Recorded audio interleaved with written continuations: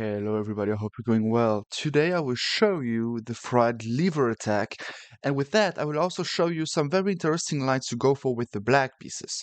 So the fried liver attack is when the game starts with the Italian game, so e4, e5, knight f3, knight e6 and bishop c4. And actually, in order to reach the fried liver attack, we need a certain response from black, because the fried liver attack is that position. After knight f6, counterattacking the pawn on e4, of course d3 exists, knight c3, castles, even c3 exists, but I would show you only the best response, in my opinion, for white, and that is of course knight g5. The reason why it's the best move is because the main line, if we do not enter the fried liver attack after knight e5, the main line is knight a5, bishop b5, c6, pawn takes, bishop d3, knight d5, knight f3, bishop d6, and for example castles, knight f4, and that is a very difficult position. I would recommend you to go for that position with black and with white.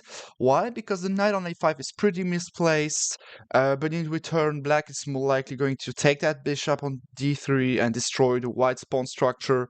But then white will probably go with b3, bishop a3, or b3, bishop b2, knight c3, and this is a very double-edged position. So I would recommend you that position if you want to win with the white pieces and with the black pieces. But of course, we won't talk about that today. We will talk about the fried liver attack after knight takes e5. So knight takes e5 is a very logical move. It is attacking the knight on g5, and it is actually, a pretty solid line. But the problem is that there is a move, you already see the small arrow over there, there is a move which is actually very, very double-edged, and it is knight takes f7. So the reason why knight takes f7 is the best move is because black is already forced to take back.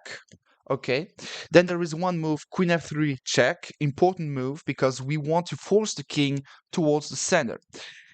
So this is the best move, but what happens if king g8? Then it is just check. The king cannot move away. Queen takes, for example, bishop takes. Again, the king cannot run away. Bishop e6, bishop takes e6, checkmate. 10 moves, easy peasy. So what happens if the king goes back to e8? And then we can just take back with the bishop and the game is just over. We want to take there and we want to go for checkmate. Even if black manages to play some illegal move to protect everything, you're completely winning because you're up a pawn, the king cannot castle, and let's say you're not going to checkmate or take on c6, then you will go for knight c3, c3, bishop d2, or bishop e3, castles. You can do whatever you want to, you're just winning. So let's go back. King e6 is the only move. Why is it the only move? Because after knight takes f7 and king takes f7, black is up a piece, because black is up a piece. So queen f3 is more or less trying to get the piece back, and black, of course, defends it.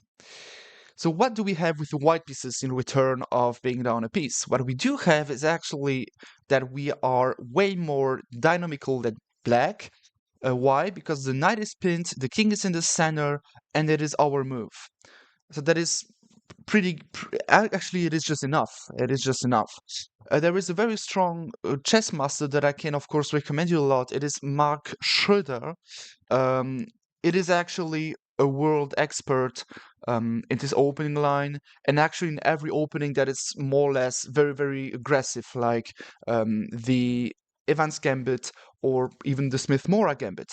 Of course, I can always recommend you to look at our videos because I am going to show you a big amount of games and a big amount of analysis to actually play super dynamical chess. So stay tuned and subscribe to the channel. But now, how do we continue this attack with the white pieces? Pretty simple. We see that the knight is pinned because there is a king on e6 and a bishop on c4, and we want to apply more pressure on this knight on d5. Boom, knight c3. So what is this move doing? It is bringing a piece out, and we are attacking the knight on d5 3 times, and it is actually protected only twice. So there are two moves in that position for black. There is the crazy move knight b4 and losing move knight e7. So let's start with knight b4. So knight b4 is very interesting because it is actually defending the knight on d5, and it is attacking the pawn on c2, which might actually provoke a fork. I will show you one line for the white pieces.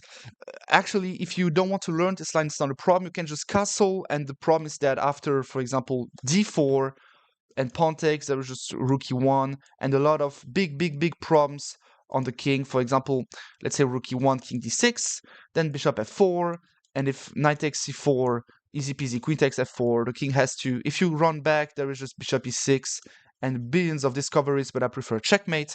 And if the king goes forward, then rook e5, and for example, rook d1, what you want to go for example, let's say you go knight c2, just to show you, you want to go queen d2 and queen d3. And of course, if pawn takes knight, then the queen is lost. Oh, but no, there is no queen takes knight because the king is on c4. That is a general rule for you guys. If your king is there, that is not good.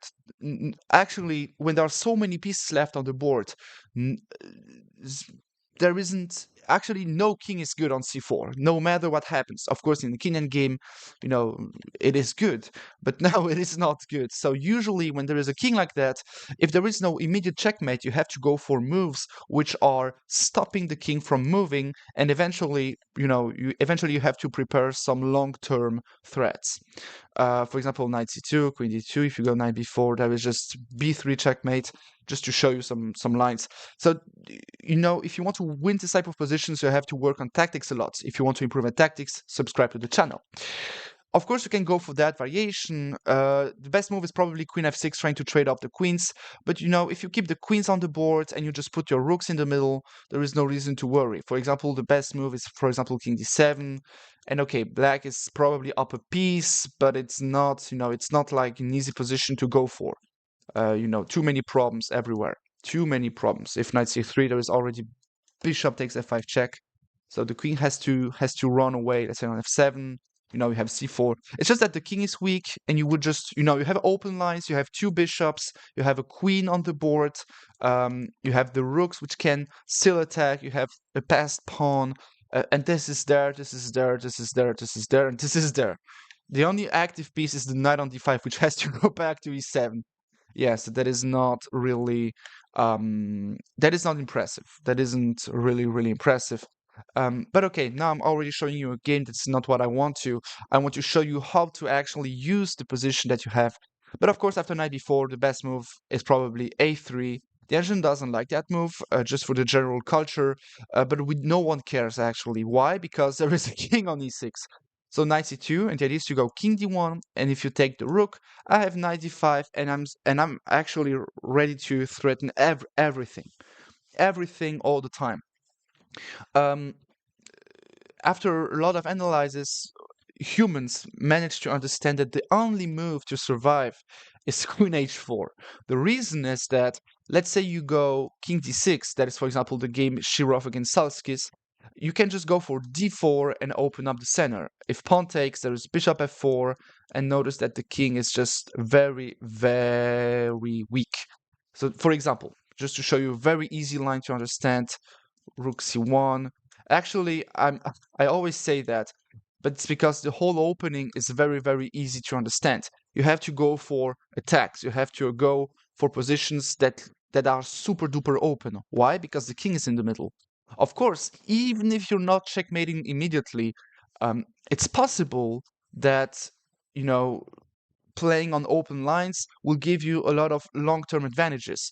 So with the black pieces, I would either recommend you to not go for that line, but go for knight a5, and this difficult line that we just saw with bishop d3, or I would recommend you to just take everything, and then I will show you, for example, to go knight b4, and just knight takes d5, and that's it. I want you to really accept the piece, because if white doesn't manage to actually attack you correctly, you're just up a piece.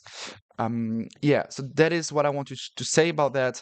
Let's go back. Knight b4, that is, a crazy move. Now I want to show you knight e7. Knight e7 is way more losing, actually, because of the immediate pawn d4.